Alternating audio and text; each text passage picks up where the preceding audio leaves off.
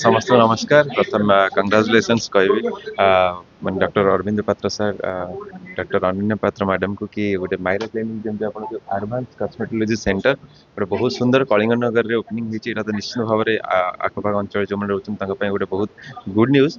आमती कि आजिकल आम समस्त जाने गोटे सेल्फ केयर ब्यूटी सब सेल्फ केयर स्टार्ट हुए।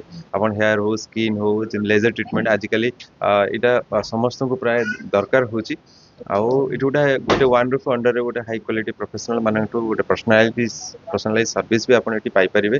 आउ माने बहुत सुंदर बुलिकी देखली बहुत माने गोटे बहुत हाइजीन मेंटेन सहित माने बहुत एडवांस इक्विपमेंट्स भी अच्छी। तो समस्त को मु इनवाइट करी आपण माने थरे थरे आसंतु एवं एक्सपीरियंस करी जा। Thank you.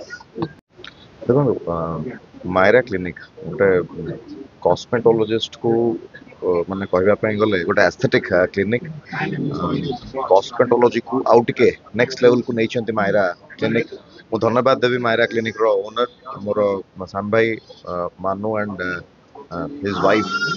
She is a doctor, she is a cosmetologist dentist. तो गोटे भल लोकेशन रे आज ये क्लिनिक टी उद्घाटित करा जायछि। कलिंग नगर 4 K4 रे आज मायरा क्लिनिक रो उद्घाटन करागला। एवं मोर विश्वास देखंतु आमे समस्ते इच्छा प्रकाश करि थाउ केमती टिके आहुरी आमर ब्यूटी को आमे टिके केमती नेक्स्ट लेवल को नहीं परिबा। तो it's the exclusive place for beautification. गोटे मनीष आहुरी सुंदर देखा जाई पारिबो नेचुरली ए मायरा क्लिनिक रे। बहुत बहुत धन्यवाद। नमस्कार, मो ना डॉक्टर अनन्या पात्र।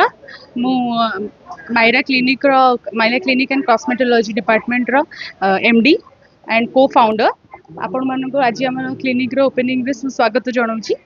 आम क्लिनिक रो ओपनिंग पे आज तो सुभाषिष आसते, भूमिका आसते।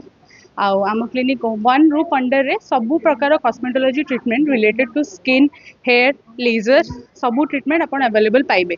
डेंटल उपर जहाँ भी आपंकर प्रॉब्लम रोचे सबू ट्रीटमेंट मिलूँ।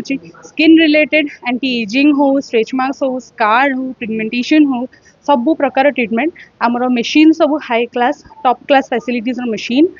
जमनरू हो, मेनली मोस्ट फेमस अबिका चलती Hollywood facial, salmon sperm DNA facial सेगुड़ा सब आम अवेलेबल अच्छी। एंड हेयर रिलेटेड ट्रीटमेंट हो जोटा कि हेयर ट्रांसप्लांट मोस्टली तो ये समस्त कॉमन प्रॉब्लम रही। आउ कॉस्मेटिक नहीं रिलेटेड नहीं कि समस्ते ही आजिकल बहुत वरीड अच्छा।